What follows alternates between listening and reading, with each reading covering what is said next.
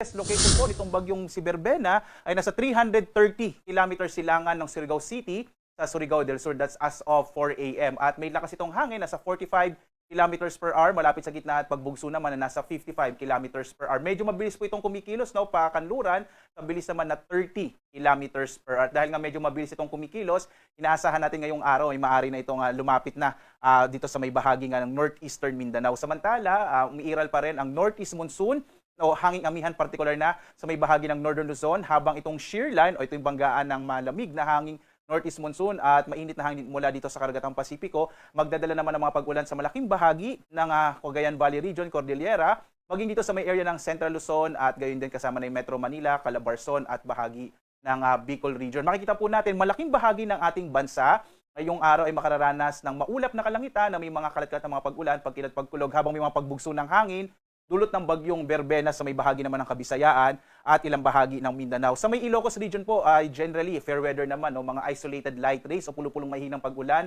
ang mararanasan sa araw na ito ay ito po ay dulot naman ng hanging amihan.